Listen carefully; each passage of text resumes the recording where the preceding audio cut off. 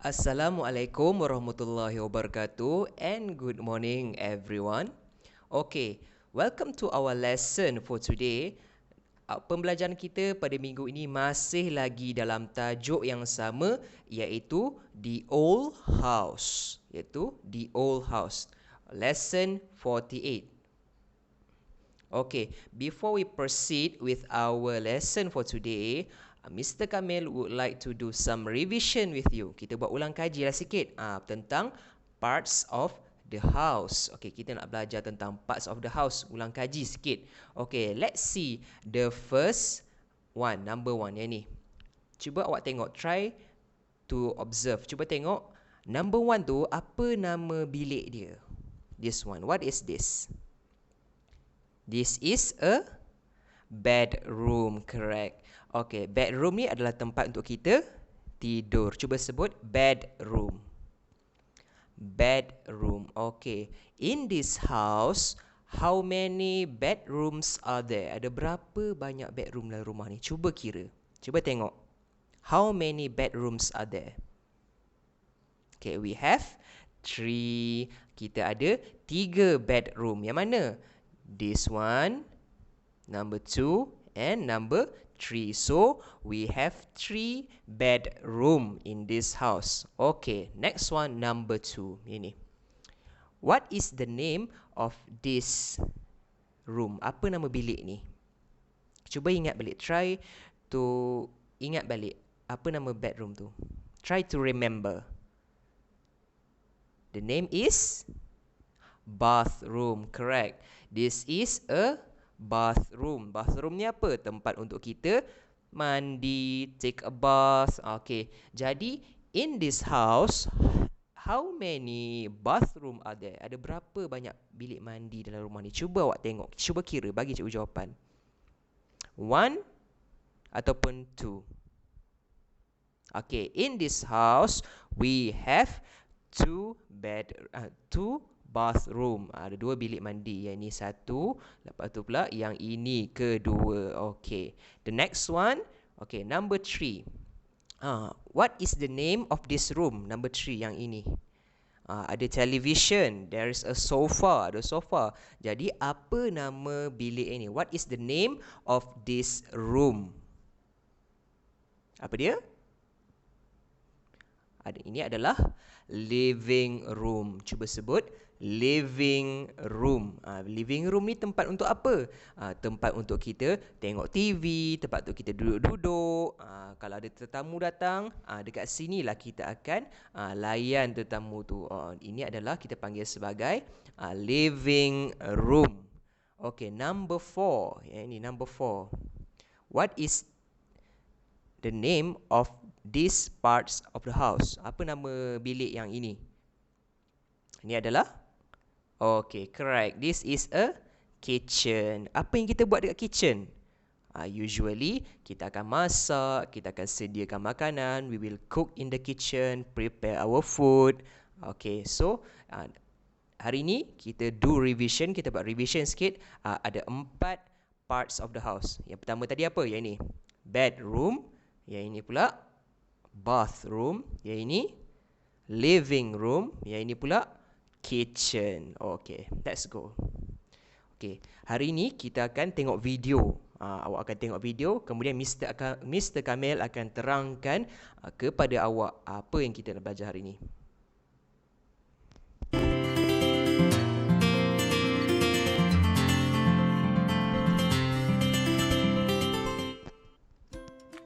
And.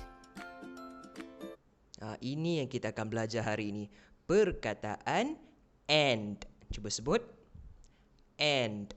Ini yang kita akan belajar. Ejaan dia A-N-D. And. Look at this picture. Whom do you see? Nikki, Ricky. Okey, dalam gambar ni, video ni ada 2 orang budak. Yang sebelah kiri tu yang perempuan, nama dia Nikki. Yang lelaki tu yang sebelah kanan Ricky. Yang sebelah kiri Nikki, yang sebelah kanan Ricky. Adik-beradik dia orang ni. Okey, sambung kita tengok. Or we can say Nikki and Ricky. Kalau kita nak panggil kedua-duanya, if we want to call both of them, kita akan panggil Nikki and Ricky. Jadi perkataan and tu yang tengah-tengah tu kita gunakan untuk kita sambungkan ataupun kita nak gabungkan dua perkataan Nikki and Ricky. Kalau kita nak panggil salah seorang saja, kita panggil Nikki ataupun kita panggil Ricky. Tapi kalau kita nak panggil dua-dua, Nikki and Ricky. Sebab and tu dia nak gabungkan dua-dua perkataan. Macam dalam bahasa Melayu, kita gunakan perkataan dan.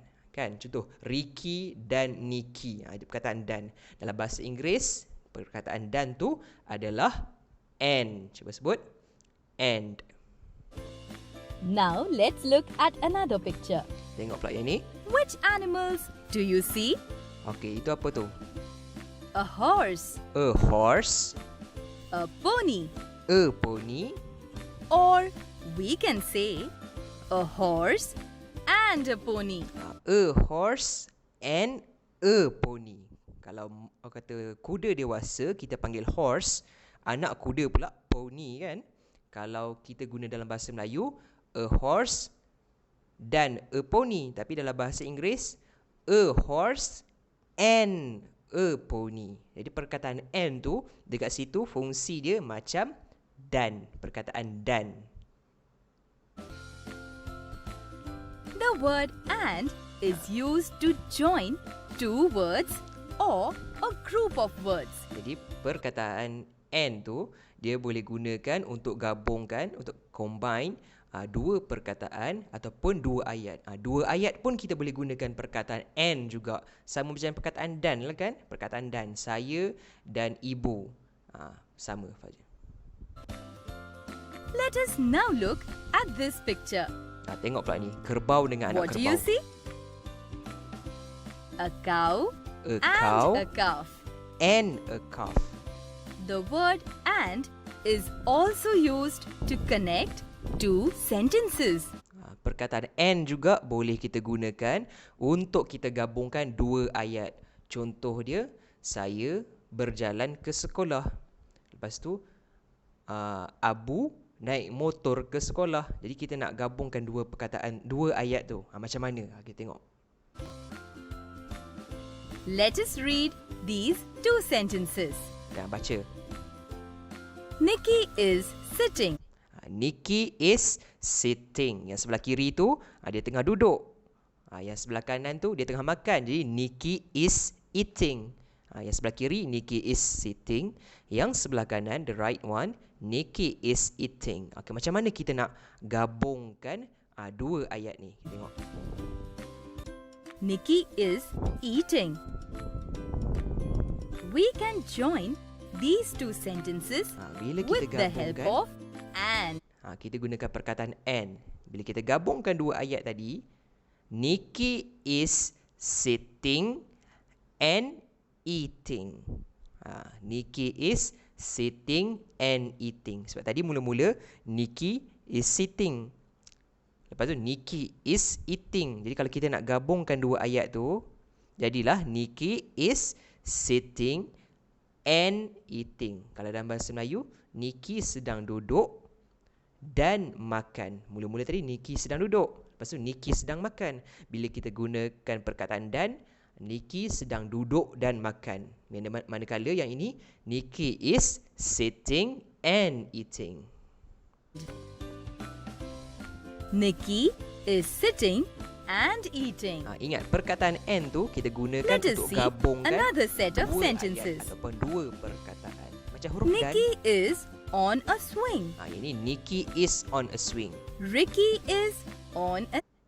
Manakala yang ini Ricky is on a slide. Ini dua orang yang berbeza. Macam tadi tu Nikki seorang-seorang saja kan. Nikki alone. Tadi bolehlah kita guna gabungkan and.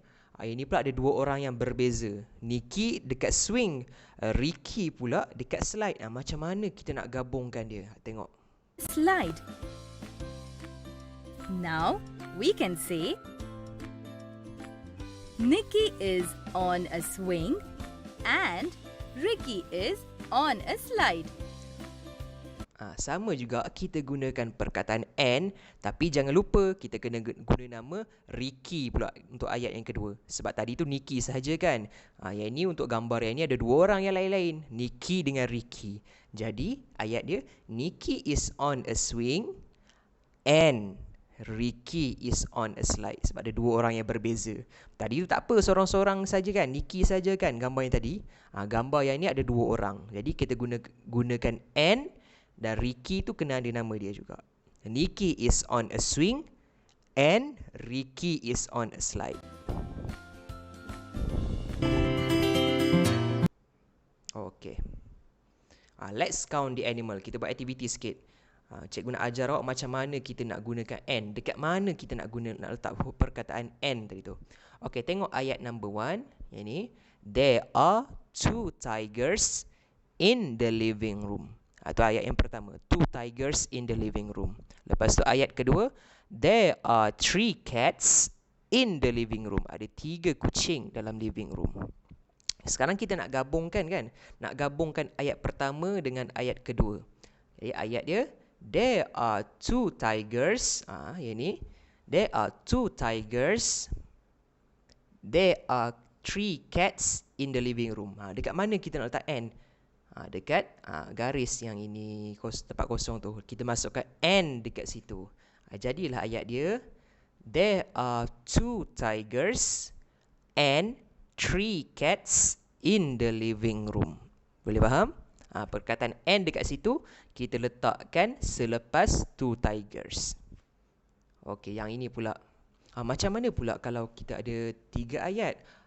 How we want to do it if we have 3 sentences. Tadi kita 2 ayat saja kan.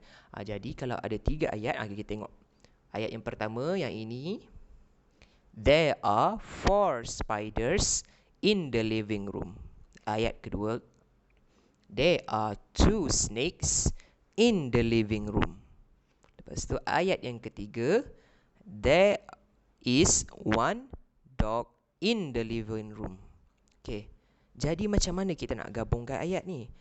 Mula-mula ayat yang pertama kita bagi tahu dulu there are 4 spiders. Lepas tu kita letak tanda koma, Lepas tu 2 snakes, koma. Lepas tu baru kita letakkan garis and 1 dog in the living room. Ini kalau 3 ayat. Kalau ada 2 ayat, macam tadilah, macam ni. Kalau 2 ayat kita boleh terus. There are 2 tigers and 3 cats. Tapi kalau kita ada 3 ayat, kita kena tulis ayat yang pertama dulu. There are 4 spiders. Lepas tu ayat kedua 2 snakes. Lepas tu koma. Letakkan perkataan and 1 dog in the living room. Jadi berbeza sedikit. Kalau ada lebih daripada 2, ada 3 contohnya, 3, 4, 5, kita kena letakkan tanda koma. Boleh faham? Tapi perkataan and tu mesti ada dekat hujung. Dekat hujung sini. Sebelum ayat ketiga tu kita mula, kita letakkan perkataan and. Okey, boleh faham? Okey, jadi ingat, perkataan and ni kita gunakan bila kita nak gabungkan 2 ayat yang berbeza. Ataupun perkataan yang berbeza. Okay, homework for this week. Okay, homework kita. Awak dah dapat kan kertas macam ni.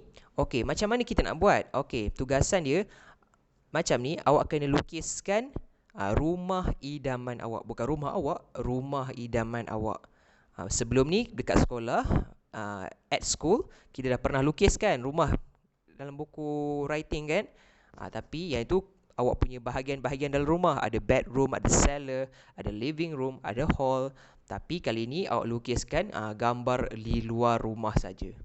And then, apa awak kena buat? Awak kena describe, kena terangkan dekat tentang rumah tu. Macam yang ni, cikgu terangkan. There are 3 bedrooms, a kitchen, a dining room dengan 2 toilets. Jadi, rumah awak ada berapa pula? Awak nak cerita ada berapa bedroom, ada berapa kitchen. Ikutlah awak nak cerita apa pun. Contohnya awak kata rumah saya ada 2 living room. Tulislah. My house has 2 living rooms. Okey, jadi ini kerja rumah awak, your homework. Lepas lukis boleh warnakan. Sekian sahaja Terima kasih.